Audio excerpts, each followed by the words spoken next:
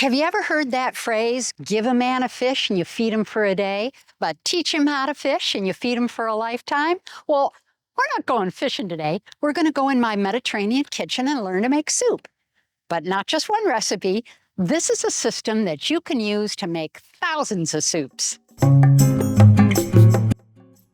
Well, that was about a 3-minute walk, but we still have plenty of ground to cover. So pull up a chair, grab a glass, and let's get started. We're going to discover the 5 simple steps it takes to put a warm, cozy, and nourishing bowl of soup on the table.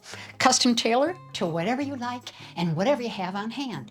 And if we do the math, we can make 6,840 different soups just by picking 3 choices from 20 different ingredients.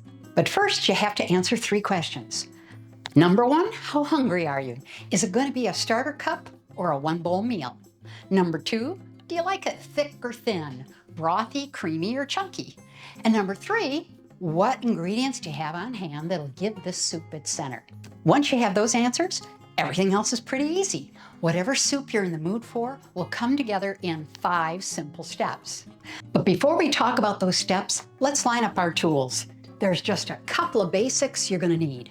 Number 1, a good stock pot big enough to hold your ingredients. If you have a favorite Dutch oven, like I do, pull it out. Or if you're a fan of an Instant Pot, pressure cooker, or slow cooker, you're good to go too.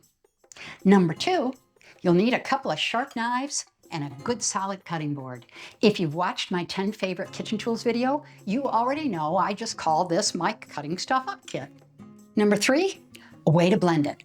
A good old-fashioned potato masher, a food processor, a blender, or a hand immersion blender, which is my favorite because it's just so easy to control how smooth I want my soup, and it's a snap to clean.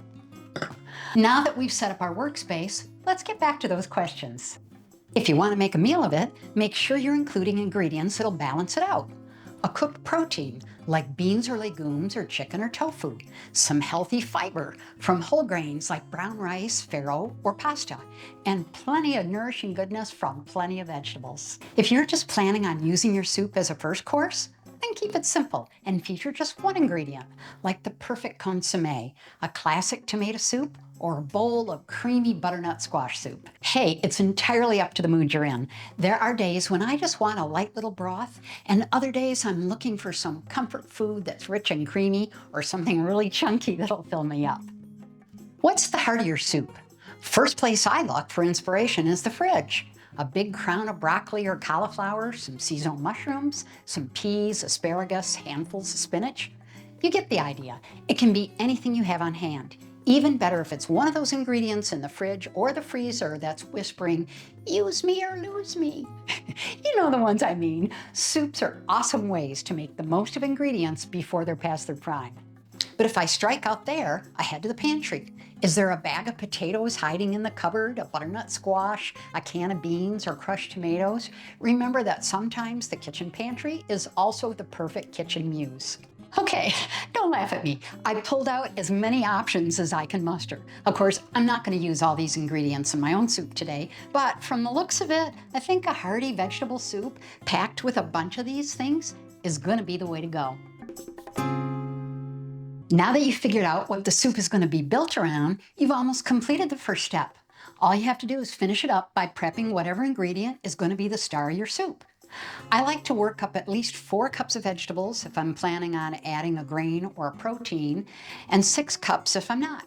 And today, I'm just going to go with the vegetables. And now you have 2 more options. If you want a deep, rich, roasted flavor, then evenly coat the vegetables with a sheen of olive oil and salt, spread them out on a roasting tray, and bake in a 400-degree Fahrenheit, 200-degree Celsius oven for 30 minutes. But if you're in a hurry, and today I am, and just want all that natural goodness unveiled, set them to the side because we're going to be adding them a little bit later. Don't put away the cutting board just yet. It's time to create the aromatics foundation that any soup worth its salt is built on. It's nothing more complicated than 1 cup small dice white onion, a half a cup each of small dice carrot and celery. And if you really want to follow how it's done here in Spain, a couple of cloves of minced garlic is nice too. Since we're here in the Mediterranean, we're going to start the base by sauteing everything with a couple of tablespoons of extra virgin olive oil over a medium heat. We're going to add a pinch of salt until the aromatics are soft and translucent. Next, pick a flavor profile and add a total of 1 to 2 tablespoons of whatever spices or herbs you're in the mood for. Cumin, paprika, saffron, oregano, thyme, bay leaf, and rosemary are pretty typical spices here in Spain. But curry powder, garlic powder, spicy chili pepper, those are things to think about too. And prepackaged blends like Italian seasoning or herb de Provence will work just fine. This truly is the most personal part of your soup.